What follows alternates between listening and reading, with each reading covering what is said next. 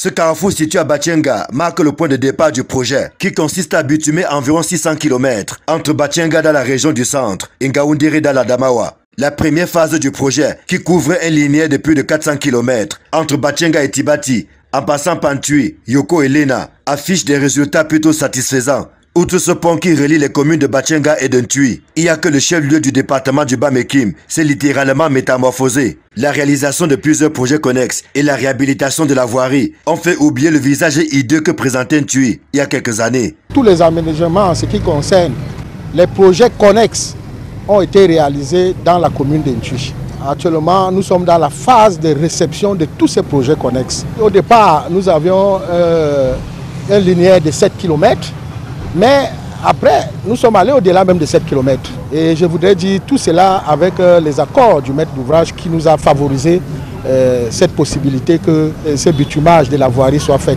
Donc pratiquement 9 rues ont été créées à l'occasion de la construction de cette voirie, qui fait aujourd'hui une très grande fierté parce qu'elle nous a permis de décongestionner le marché qui continuait de se saturer et où nous avons construit un nouveau marché. Pour l'heure, les travaux segmentés en plusieurs lots s'exécutent entre Ntui et Métain. Sur le lot Ntui-Ndjolé par exemple, la cadence des travaux est satisfaisante. Qui a un avancement global de 70,44%, avec la RN qui a un avancement d'environ 85,4%, les routes communales qui ont un avancement de 27%, pour un global de 71% à peu près. Au niveau de Ntui et Ndjolé, nous pouvons constater que la couche de base est achevée. Elle a été protégée par la couche de roulement sur tout l'itinéraire du projet. Et pour la protection de ces travaux, nous avons engagé la pose des glissières de sécurité, les fossés exécutés sur un certain linéaire de manière discontinue. Nous avons également les bordures qui sont exécutées de manière discontinue. Voilà en gros ce qu'on peut constater sur Ntui-Ndjolé. Sur cette section, les usagers se frottent désormais les mains. Partir de Ntui pour Ngila, par exemple, et vice-versa, est devenu une partie de plaisir. Les boubiers géants et les nuages de poussière relèvent désormais du passé. Depuis que la route a changé vraiment, nous sommes fiers. Nous sommes fiers de voir le développement. Avant, on faisait Ntui, Ngila, 1 heure du temps, les fois on dormait en route. Mais aujourd'hui, on se retrouve à faire 15 minutes. Ntui, Ngila, on est tellement fiers, la population de Ngila, de voir la route. Avant, on était à 2000, mais aujourd'hui, on est à 1000 francs. Ceux qui prennent cher sont à 1200. Sur la section Ndjolé-Mankim, qui a le plus donné du tournis au gouvernement ces dernières années, la reprise des travaux est perceptible. L'entreprise a repris les travaux il n'y a pas de cela très longtemps, a engagé, première fois, les travaux d'emprise, débroussaillement, déforestage et autres qui sont presque achevés. Elle a entamé, n'est-ce pas, les travaux, les mouvements de terre, les terrassements généraux, les déblais et les remblais qui sont en cours. Elle a également amorcé les corrections au niveau de la cour de fondation qui avait été engagée par la précédente entreprise sur un certain linéaire et a amorcé avec les travaux de couche de base. Elle a également entamé le pont le plus important de ce lot qui est au niveau du PK 104 plus 840 où on est en train de faire la foration des pieux.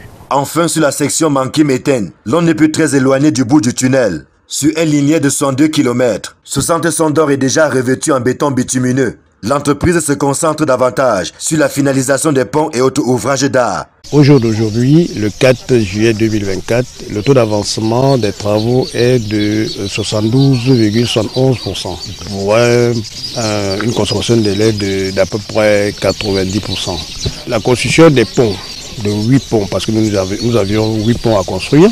Au jour d'aujourd'hui, il y a 5 ponts qui sont au niveau du tablier. On a posé les poutres pratiquement sur les 3 qui restaient depuis la semaine dernière.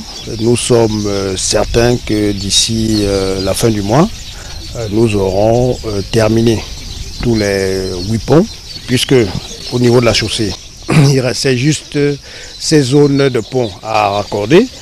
Donc nous pensons que à ce stade, l'entreprise pourra livrer les travaux dans les délais. Sur cette section qui débouche au bout de 20 km sur la ville de Yoko, les travaux devraient s'achever avant la fin d'année. Entre Yoko et Ngat, en passant par Lena et Tibati, c'est un boulevard d'opportunités qui s'ouvre désormais aux populations depuis que la route passe de ce côté. Beaucoup de choses ont changé. Le coût de la vie, le transport, la production, tout. Beaucoup d'évolution. Le transport, nous allions de 4 000 francs, l'ENA Yoko, à nos jours nous nous retrouvons à 2 000. De l'autre côté, vers Tibati, nous étions à 6 000. Nous nous retrouvons aujourd'hui à 4 000 francs, 3 500. La production a augmenté, elle s'évacue facilement. À partir du moment où, dès que vous placez un pot, vous voyez les ananas par exemple, tout de suite c'est tout le monde qui a envie de payer. Les cannes à sucre par exemple de l'autre côté, dès que cela sort, c'est comme ça que ça s'évacue. Donc c'est très bien. Le gouvernement est déjà préoccupé par la poursuite de ce projet qui à terme va relier les régions du centre et de l'Adamawa à travers la nationale numéro 15. Ainsi, la construction de la section GAT Febadi-Likok, longue de 145 km, est en cours de finalisation. Le dossier devrait être présenté en septembre prochain lors du conseil d'administration de la Banque islamique de développement. Il s'agit de la continuité du programme d'appui au secteur des transports, phase 1, qui intègre l'aménagement en cours de la route Batchengan-Tui-Yokolena-Tibati.